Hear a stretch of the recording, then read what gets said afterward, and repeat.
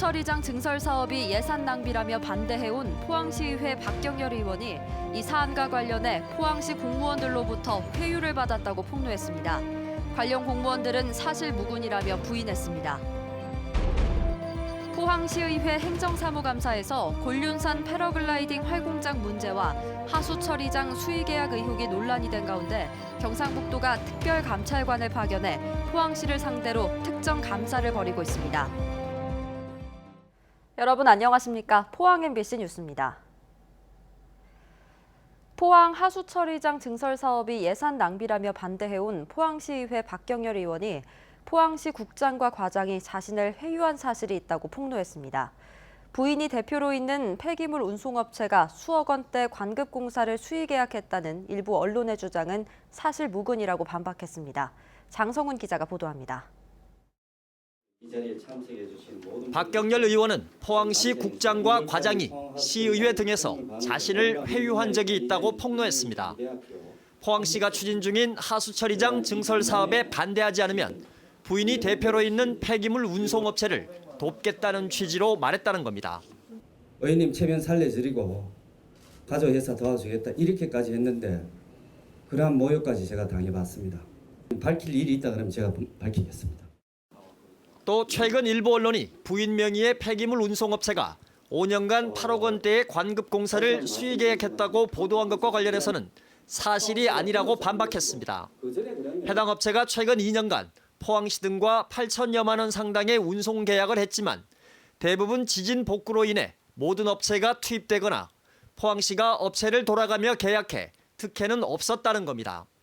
지진 상황의 특수 상황에는 결국에는 저희들이 필요로 해서 포항시가 불러서 한 것이고 그 전에 그러면 수의 계약을 누구에게 줬는지 여러분들 확인하시면 여러분들 오히려 놀라실 겁니다. 특히 해당 업체가 지난해 포항 하수처리장으로부터 받은 슬러지 운반비는 380여만 원으로 전체 금액의 0.4%에 불과하다며 특혜는커녕 오히려 피해를 입었다고 주장했습니다. 제 가족 회사가 가장 적게 한 걸로 알고 있습니다. 그러면 여기에 어느 업체를 특혜를 줬는지 여러분들도 확인할 수 있을 것입니다. 확인 한번 해봐 주시기 바랍니다. 또 해당 업체는 과거 노동조합과 시민단체의 출자금으로 운영해오다 노조 측의 부탁으로 친동생이 투자해 대표직을 맡았지만 경영 악화로 인해 친동생은 신용불량자가 됐고 이후 회사를 정리할 계획으로 부인이 대표직을 맡고 있다고 해명했습니다. 박경열 의원은 지난 2017년부터 포항 하수처리장의 부실 운영을 지적하며 포항시가 추진 중인 증설 사업은 예산 낭비라며 반대해왔으며 최근 열린 행정사무감사에서도 여러 의혹을 제기해 포항시와 설전을 벌였습니다. 지금 시민사회단체하고 일단 감사원 감사 요구라든가 국정감사 요구라든가 고발 조치 문제를 고민하고 있습니다. 한편 시의원을 회유했다는 의혹이 제기된 공무원들은 그런 사실이 없다며 강하게 부인했습니다. MBC 뉴스 장성훈입니다. 경상북도가 포항시의회 행정사무감사에서 제기된 곤륜산 패러글라이딩 활공장 문제와 하수처리장 수의계약 의혹 등 3건의 사안에 대해 특정 감사를 벌이고 있습니다. 경상북도는 특별감찰관 3명이 포항시를 상대로 특정 감사를 실시 중이라고 밝혔습니다. 한편 패러글라이딩 대회의 경우 예산을 지원한 경북은 피감기관으로 경북도 의원이 조직원장을 맡은 사안이기 때문에 이번 감사가 문제를 덮기 위한 면피용이 돼서는 안 된다는 지적도 제기됩니다. 경주에서 코로나19 확진 환자가 2달여 만에 추가로 발생했습니다. 경주시 51번 확진자는 카자흐스탄 국적의 38세 여성으로 지난 22일 인천공항으로 입국해 경주시 성건동에서 자가격리 중 오늘 양성 판정을 받았습니다. 월성원전 내 사용 후 해결료 임시 저장 시설인 맥스터 증설을 두고 갈등이 커지고 있습니다. 경주시의회 시정질문에서도 맥스터 증설을 두고 공방이 이어졌고 찬반 기자회견도 잇따라 열렸습니다. 임재국 기자가 보도합니다. 한영태 의원은 정부가 약속한 사용 후 해결료 반출 약속이 4년 동안 지켜지지 않고 있다며 책임을 따졌습니다. 특히 사용 후 해결료 저장 시설을 원전 내에 지을 수 없다는 규정을 어기고 맥스터 증설을 강행하고 있다고 주장했습니다. 맥스더 추가 건설은 저는 제가 판단하기에는 불법이라는 겁니다. 왜냐하면 이때 당시에 2004년도 이때 당시에 이미 사용 후 핵연료 저장 시설은 여기에 원전에 두지 않는다라는 원안이 통과가 돼 있는 자료가 있습니다. 경주시는 관련법에 따라 맥스더 증설이 추진되고 있고 월성 맥스더는 임시 저장 시설이어서 관계없다고 해명했습니다. 정부에서는 이 시설을 관련 시설이 아니라 관계 시설로 해석을 하고 그 법령에는 저촉되지 않는다고 판단하고 지금 추진하고 있는 겁니다. 월성 원전 지역 실행 기구가 최근 구성을 마친 시민 참여단에 대해서도 논란이 이어졌습니다. 의원들은 시민 3,000명 중에 선발된 150명이 26만 경주 시민을 대표할 수 없고 참여단 구성 과정도 공정하지 않다며 재조정을 요구했습니다. 5km 이내 주민 100분하고 5km 이외 50분의 비중은 시민들의 어떤 중론을 절대 모을 수 없다라는 개인적인 생각이 있거든요.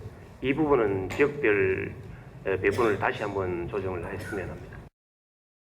3,000명 가운데 150명을 뽑아서 150명에 대해서 2박 3일간의 수기 과정을 통해서 충분한 찬반에 관련된 정보와 의견을 제시를 하고 논란이 커지자 의회는 긴급 의원 간담회를 열어 맥스더 증설에 대해 논의했고 결의문을 만들어 본회의에서 의결하기로 했습니다. 시의회 논란 속에 맥스더 찬반 기자회견도 이어졌습니다. 원전 소재 공무원 노동단체 협의회는 고준위 핵폐기물의 즉각 반출과 공론화 중단을 촉구했고 경주시 청년연합회는 월성 2, 3, 4호기가 멈추면 지역경제 피해가 크다며 맥스더 증설이 필요하다고 밝혔습니다. MBC 뉴스 임재욱입니다. 코로나 사태로 세수가 줄면서 교육재정도 영향을 받기 시작했습니다. 정부가 3차 추경에서 지방교육청에 주던 교부금을 대폭 깎기로 한 건데 경북의 경우 1,400억 원이 감소할 것으로 예상됩니다. 교육청의 감액 추경은 리먼 사태 충격이 컸던 2009년 이후 11년 만입니다. 홍석준 기자의 보도입니다. 교육청 예산의 90%는 정부의 지방교육재정 교부금에서 충당합니다. 이 교부금 재원은 국세에서 일정 비율을 떼어내서 마련하는데 코로나 사태가 터지면서 올해 국세 수입이 8%나 감소했습니다. 최근 정부는 3차 추경안에 이 감소분을 반영해 올 초 확정했던 지방교육재정 교부금을 2조 원가량 삭감하기로 했습니다. 경북은 1,400억 원이 줄 것으로 예상됩니다. 지난달 코로나 대응 추경에서 증액된 중앙정부 지원금이 1,470억 원인데 이 금액 대부분을 미처 만져보지도 못하고 고스란히 반납하게 된 겁니다. 강당 증축, 미세먼지 대응 등 일선 학교에 배정된 1,300억 원의 환경 개선 사업, 방과후 수업 같은 교육 복지 예산이 당장 타격을 입을 것으로 예상됩니다. 내년에도 어려울 걸로 예상되기 때문에 우선 올해 일단 예비비가 한 440억 되는데 거기서 한 200억 줄이고 그다음 인건비도 좀 줄이고 최대한 좀 줄여보겠는데 이게 쉽지만은 않습니다. 교육청 예산 총액이 추경에서 감액되는 건 리먼 사태 여파로 국세가 크게 감소한 2009년 이후 11년 만의 일입니다. 그런데 학교 재정 축소가 코로나 이후에도 계속될 가능성이 엿보입니다. 얼마 전 감사원이 학령 인구 감소 추세를 감안해 교육청에 주는 교부금을 점차 줄이라고 정부에 요청한 겁니다. 지난해 추경에서 여유가 조금 있는 것을 가지고 2,270억 기금을 조성해 놨습니다. 그래서 이랬던 것은 우리가 앞을 내다본 그런 결정이었다는 생각이 들고 경북교육청은 부족한 예산은 사업별 우선순위를 정해 재배정하고 무상급식, 무상교복 등 예고된 무상교육 일정에 차질이 없도록 관련 예산을 우선 배정하겠다고 밝혔습니다. MBC 뉴스 홍석준입니다. 포항의 한 오피스텔 신축 건설 현장에서 잦은 공사 지연으로 분양 계약자들의 피해가 커지고 있습니다. 시공사가 부도까지 나면서 계약자들은 계약금과 중도금 대출이자 등의 재산상의 피해는 물론 정신적인 피해까지 호소하고 있습니다. 박상환 기자가 보도합니다. 포항의 한 신축 오피스텔 건립 현장. 진입을 막는 출입금지 안내문과 곳곳에는 건축 자재가 쌓여 있습니다. 지난 2014년 분양한 이 오피스텔은 당초 준공이 2017년이었지만 3년이 지난 지금 공사는 40% 정도만 진행됐습니다. 현장 주변에 땅 꺼짐 현상으로 도로가 갈라지고 인근 건물이 크게 기우는 사고가 발생하는 등 수차례 공사가 중단됐습니다. 우여곡절 끝에 지난해 공사가 재개됐지만 최근 감리업체를 선정하지 못해 포항시로부터 공사 중지 명령을 받았습니다. 감리자 배치가 안 돼 있어야 그쪽 계약 관계 문제긴 하겠지만은 감리가 없으면 공사를 이어나갈 수가 없거든요. 그래가지고 지금 중지 공고한 상태입니다. 공사가 지연되면서 피해는 고스란히 분양 계약자들이 받고 있습니다. 계약자들은 시공사가 부도까지나 매달 대출 이자 청구서가 집으로 날라오는 등 금융 피해가 이만저만이 아니라고 주장합니다. 계약금도 못 받을 망정 이 빚까지 우리가 다 끌어안고 지금 그러니까 이게 금융거래도 못 하고 지금 아무것도 안 되고 지금 신용거래가 이게 신용 등급이 떨어지려면 이거 연체했다 하면 바로 떨어지잖아요. 금융거래 안 됩니다 이거. 또한 시공사가 주차장 설계를 변경하면서 계약자들에게 아무런 고지 없이 일방적으로 진행하고 있다고 주장합니다. 원래는 전체를 모아가지고 공천을 하면서 여러분한테 여러 분양자한테 모아가지고 회의를 하고 동의를 얻어가지고 자기들이 원래 해야 되는데 이에 대해 현장 관계자는 조만간 감리사와 시공사를 선정해 다시 공사를 재개하겠다며 하청업체들이 전기료 등 이자를 납부하면서 준공을 위해 노력하고 있다고 답변했습니다. 공사 지연으로 인한 분양 피해자는 60여 명의 계약금과 대출금까지 모두 38억 원.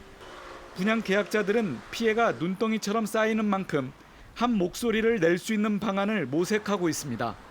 MBC 뉴스 박상환입니다. 포항시의 반대에도 불구하고 경상북도 도시계획위원회가 우현동 임대아파트 건설을 위한 지구 지정을 통과시켜 논란이 일고 있습니다. 경상북도 도시계획위원회는 지난 19일 삼도주택이 추진하는 961가구 규모의 민간 임대주택 공급 촉진 지구 지정안을 원안 가결했습니다. 포항시는 우현동 일대 교통정체와 녹지 훼손 등의 이유로 사업을 반대했고 주민들도 반대 서명과 도시계획 심의위원 항의 방문, 행정소송에 나서겠다는 입장이어서 사업 추진에 난항이 예상됩니다.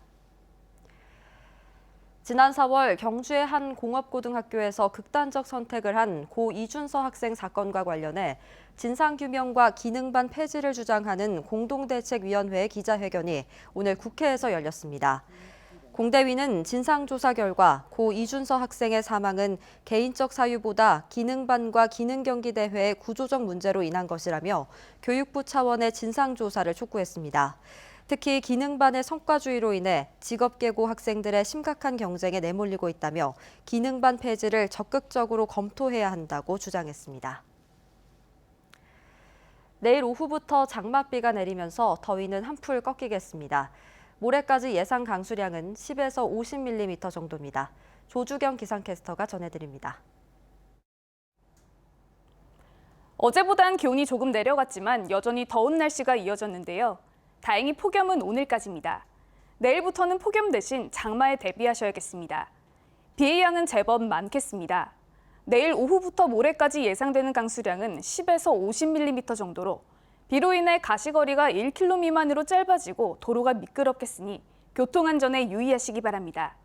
자세한 지역별 내일 날씨 살펴보겠습니다. 내일 흐리다 오후부터 비가 내리기 시작하겠는데요.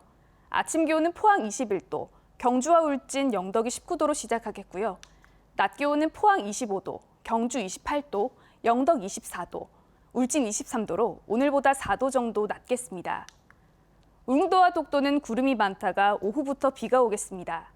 아침 기온 울릉도와 독도 20도, 낮 기온 울릉도 24도, 독도 22도로 예상됩니다. 동해바다는 흐리고 오후부터 가끔 비가 내리겠는데요. 바다의 물결은 동해 전해상에서 최고 1.5m로 일겠습니다. 비는 목요일 저녁 무렵 그칠 텐데요. 잠시 소강 상태를 보이다가 일요일 오후부터 다시 시작될 전망입니다. 날씨였습니다.